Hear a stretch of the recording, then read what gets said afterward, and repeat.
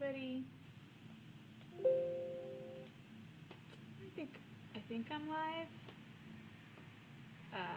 This is my Wednesday craft demo, and I'm doing it live, so I don't have a time limit, which means I just have this one. So I just have this one perspective, unfortunately. Let's see. Let's get this in focus. Today, I wanted to show off a little bit how to use these molds that I carry in the store. I have here, actually I need to go and grab another one. Just realized these are the Stamperia molds that I just got into the store, and I've used them already with this resin that I have that I'm going to show you. But I also have some polymer clay that I want to show you and some paper clay. So just to show you what the results are going to be, these are resin pieces that have come out of these molds. So you can see that the resin picks up a lot of detail and you end up with something really satisfying. This is the air dry clay by Crayola, and you can see that so you don't have to do anything special to it. You just put it in and wait for it to dry, and you end up with something that's kind of tough, a little brittle, and it picks up quite a bit of detail, but it has this nice chalky finish is the big thing. So it's going to be easy for me to add color to. These are shiny and slick, which means that they're going to be a little harder to add color to. I'm going to have to prime them probably first. So let me get started.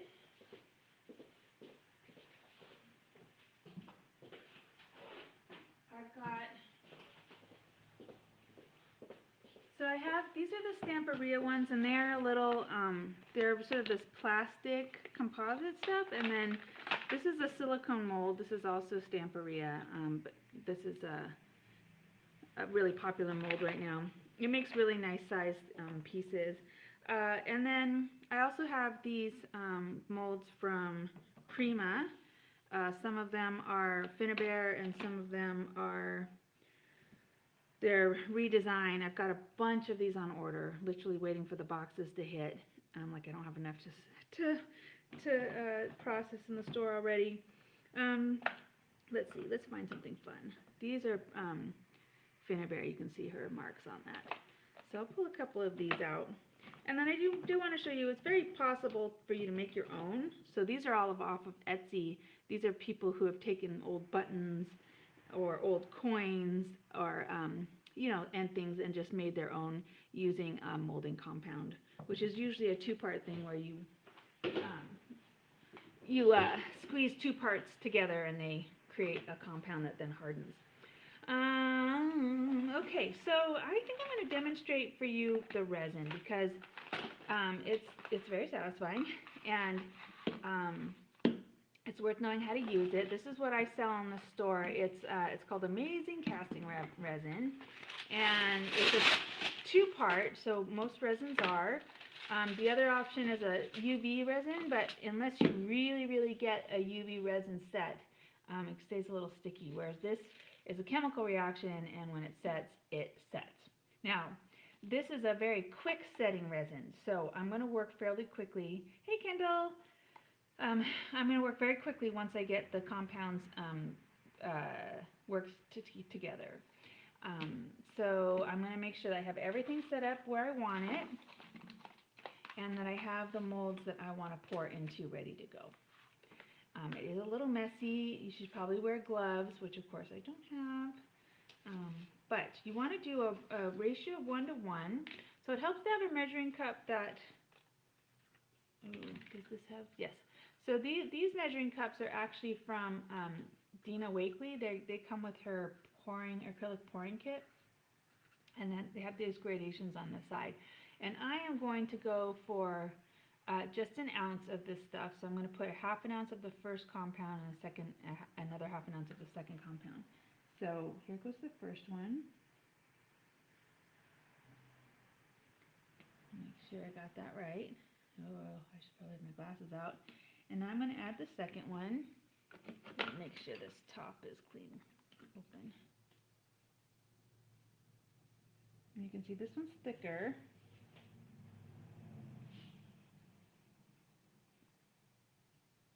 Okay.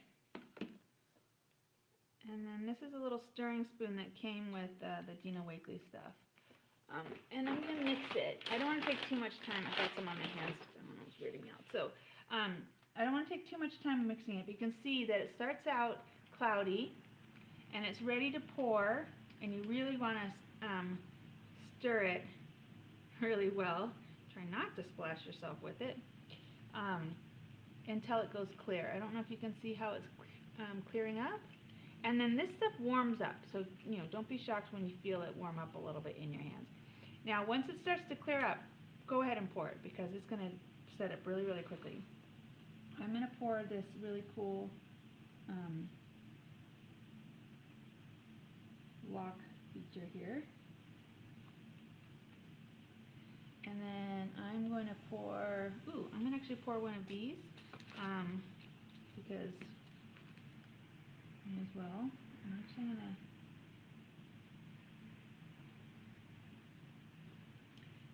get in there and make sure that it gets into all the bits. Now, if you're really, really going to be professional about using resin, you're going to have a little heat gun that you use to hit the top so that any bubbles that might be in there will resolve themselves. Let's see. Don't want to take too much time because it will solidify on me. Okay. I didn't quite have enough to finish this motif, so I'm just going to spread it around a little bit in here while I can and hope I don't mess it up completely. See how much of this motif I can get. Still might end up with something pretty usable. Okay, so then what we're going to do is wait for this to set. And you'll know it starts setting because it turns bright white, like genuinely bright white. I'm just going to put this on here because this is bowed a little bit up. So while that is setting, and don't worry, I will point it out when it starts to actually do anything interesting. It's going a little gummy. While that's setting, I'm actually going to start conditioning. Ooh, can you see it? Look, it's turning white. Oh, look at that. Bam. Without me even looking at it. So once it's cool to the touch and no longer flexible, it's finished. But you can see how quickly that happens. So I'm conditioning my polymer clay, and what that means is when you open a block of polymer clay, it's really hard to the touch and needs warming up and squeezing until it becomes pliable so you can work with it. And it's worth noting that I have this color. This color is a translucent, and I like using it even though I plan to cover it up because it conditions really quickly and really well. So you can see that it's already pretty pliable. And that's what you want when you're using a mold, because you don't want to get it so pliable that it's sticky, so I don't want to overwork it, but you want to get it to the point that you can push it into the mold and get a good impression. So let's see. Let me find a mold that doesn't have resin in it. Okay. So the nice thing about the silicone molds is that you can use them. You can put the polymer clay in it and actually leave it in to cook it if you want. You can also pop them out. I'll show you both because why not?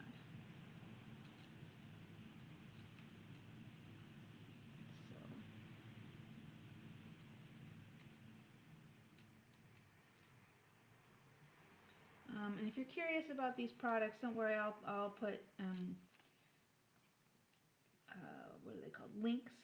I'll put the links in at the end afterwards and make sure they all have, links to the web store so you can buy them if you want. You can come in now and make an appointment and come in. You can go to my events tab at craftinessonline.com and make an appointment to come in, or you could also make an order for curbside. And I do shipping as well. If you live in the area, it's worth it to come and get it, I think, in terms of cost. Okay, oops, so you couldn't see that. So that is the polymer clay. I've squashed it into every nook and cranny of this particular mold. And I can unmold it now, like this, very carefully, because I don't want to lose my details. And, you know, manipulate it, but I can cook that up. Or I could have left it in the mold and cooked it, which is what I might do with this key. I'm going to go ahead and make a cast of this key as well. And hopefully it will, if I do it in the mold, then I won't risk, because that'll be tough to get out of the mold without mucking it up if I take it out wet. I do sell a compound called Quick Cure Clay, and it's great. It's pliable. You squeeze it and get it pliable, and you put it in like polymer clay, but then you use your heat gun and you set it right there in the mold. And it's a great compound for that.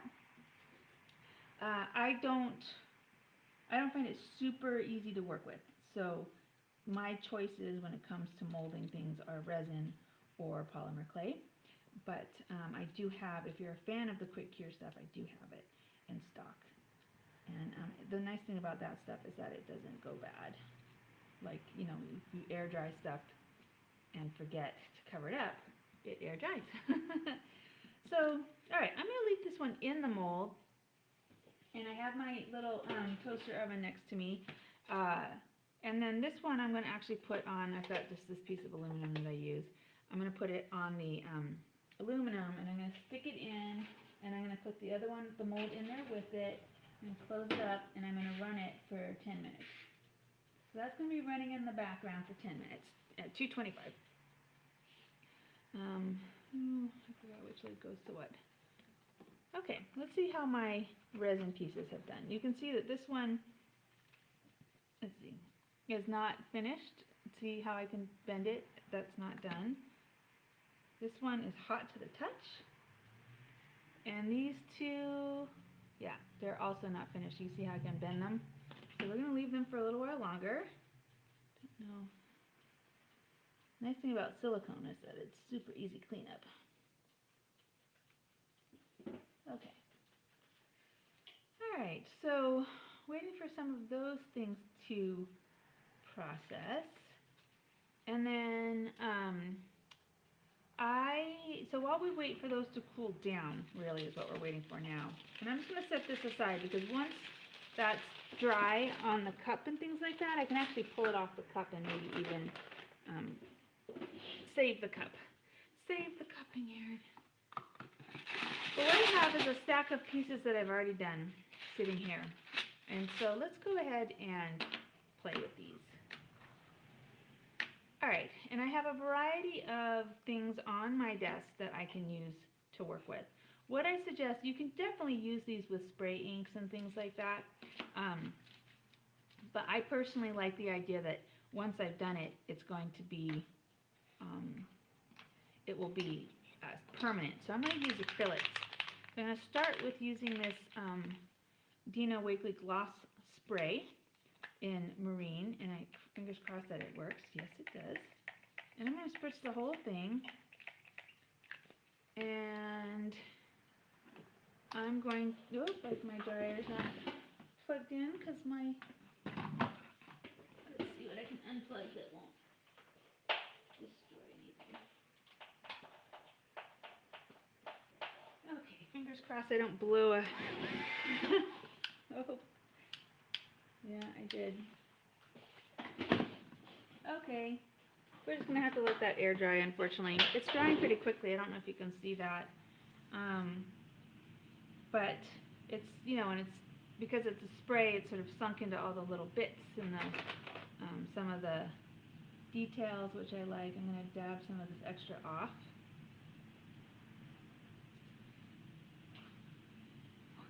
Blow it with my breath, my hot air. Alright, well, while that one is working, I'm going to use a dye spray with this one, just because this is that paper clay, and so it's a little more porous, and so it should sink in with this one. And you can see how it's interacting with the texture and the details on that one there. And then, let's see, I'm going to take another one. This is, get my brush out.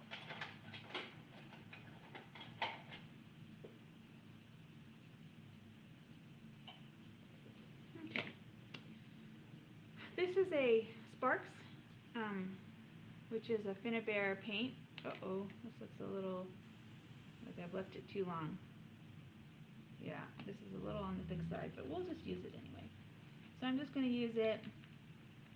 I've got a brush that I'm not so attached to in terms of its usability, so I'm just going to, this might be its last use. Just going to rub this paint on it with this brush, this mucky brush. Mucky brushes are great to have around because you don't, it's fine if you muck them up. So this paint has solidified a little bit and is more like a paste right now, which is kind of great for me because now I will use it like a paste. And so now that's on there. Let's see what happens if I just dry brush. So using a mucky brush can be great for dry brushing too, where you just go over the top with whatever paint's on your brush and you get the details on a piece that pop out, which is kind of fun. But I wanted to show you too that you know, we have all of these I have all of these Finnabair products where these are like buff, rub and buff products where you come in and, you know, it's literally a paste and you just throw it down on top of whatever it is. By rubbing it, it hits just those top bits and it gives it a distressed look. And this isn't completely dry, so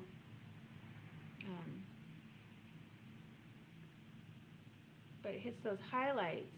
I don't know if you can see how it's pulling that out, and depending on how far I go, you can get quite a look with it. So you can imagine all these pieces put together. Let's see if I do this.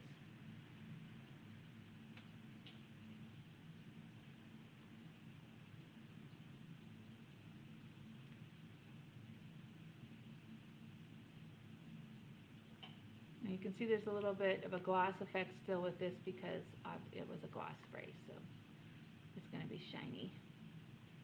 But I can go in, and the more I add, the more detail gets pulled out. You can see how instant that is. Satisfying. Up a little bit. And then, so you can just create layers. For instance, that's the gold. This is her vintage gold, metallic, Finnabair's metallic. Here's one that is called Old Denim, so this has a blue sheen to it. And if you see that, it looks like this is melted. Probably had it in my car for something. Come in, and depending on how flat you keep your finger or how much you rub in a particular spot, you can keep it on the highlights so you can get in there and really add some color, you know, and pull out and really change the look of something. And this cures, so it will cure and become permanent, relatively permanent. So, give you an idea of some of these products. Let me see how our actual resin bits are coming along. This is the big one, and I don't know if you can see that it's hard. It's still a little warm, but it's hard to the touch. So I'm going to go ahead and pull that out, and look at that. It just pops right out, and no issues, and look at all that detail. And then, let's see. Let's do the same with these ones, shall we? Ooh, these are a little more flexible. I wonder if that's just because they're going to be that way because they're smaller. All right. Ooh, look at that. You see here, let's see if we can focus that. Look at that. The detail I got out of that. So great.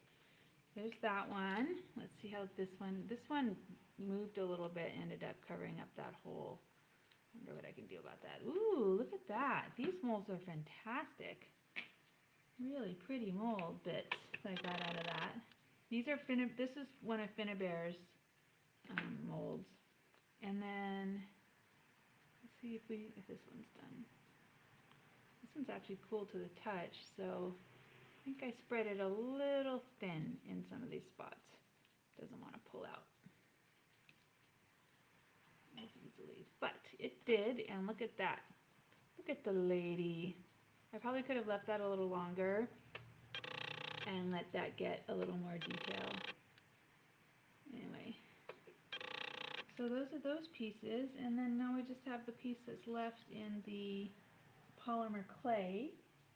And let's see, these came out with a little bit of a matte finish, which is kind of nice. So these will take these metallics really, really well. Oh, here's another one that you can use. This is more of a paint. So I'm going to use my mucky brush. This is that vintage gold icing paste that Finnabare has out, and I have it in the store. All the colors, because I love her stuff.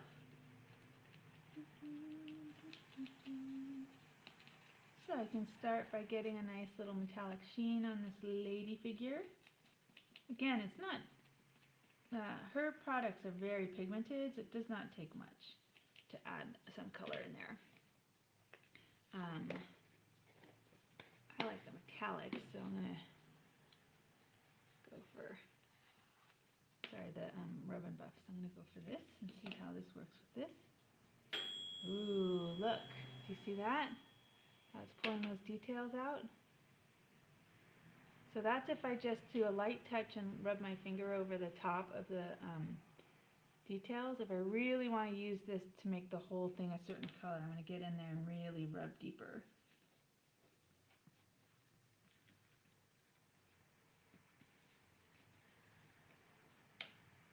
So here's that piece. Now, in terms of composition, I wasn't really thinking about what it is that I have here, but you know, let's start talking about composition and what something might look like all together. So when you put them all together like this, you might think, wow, that doesn't look good. But what I could use is one of these gleamy bits to put on the top and rub the whole thing, and it would help make all of these pieces coalesce into one design. Right? And then I have the pieces that are in the, let's see if I can pull these out without hurting myself. Here's that one. And then with the translucent, you can kind of tell it's different because it changes color. I don't know if you can see that. There's the clay and there's the finished product. It changes color. It's one of the ways you know that it literally goes translucent. So you get a little bit of a it clears up a little bit. Let those cool down, and then we'll play with those a little bit. But you know, what things to keep in mind when you're compiling like this is you know, big things next to little things. So now I've got these like 3 different layers. I've got the first layer, second layer, and then something that's thick enough to transcend both of them. So it goes like a little bit of a composition there, and then now I have my polymer pieces that I can throw in there too. Alright, let's see if I can get this out. Oh, it broke. Oh, that's what I get for being impatient. We will put that aside. Okay, so anyway, gives you an idea of some of the things that you can do. This is warm, otherwise I would start painting it now. Some of the things that you can use to glue things together like this are, you can use a heavy gel paste if you really want it to be sort of painty, or you could use a liquid fusion that would hold it all together. A craft glue might work. It might not hold these slick pieces so well, but it'll hold everything else. Um, and then there are various cementing compounds. Finnabair, this is what she does. She makes these elements and she puts them all together into pieces. So she has a lot of products that work for that. A lot of her texture pastes, for instance, you could create a base for that and put these into those pastes before they dry, and and get nice adhesion that way. Oftentimes, what you would do is you'd create this this composition first, and then treat it with your spray color and your topical rubs, so that you get a sort of overall feeling that everything belongs together. This is disjointed because of the colors. I was just doing them individually, and so now what I might do is come in and use paint to relate all the pieces together a little bit differently. And I would probably do this on top of a wooden box or the front of a book or something like that. So if you're interested in more, Finnabair has lives that she's doing. All the designers right now are doing lives, and you can check out under brands and designers. If you look under Finnabair, you'll see all the products and supplies I have from her. So I hope you learned something new, and that if you're at all interested in resin and molding, that helped you out. And I do have the amazing casting resin in stock, which I recommend if you work quickly. If you're more hesitant, then a longer term curing resin like an ice would probably be your best bet. All right, thanks so much for joining me. Check back on Friday at 11. I do my art journaling demo, and at 1 I do my product reveal. So I open a box, show you what's in it, and hopefully it's something you've been waiting for. All right, stay well, everyone. Bye.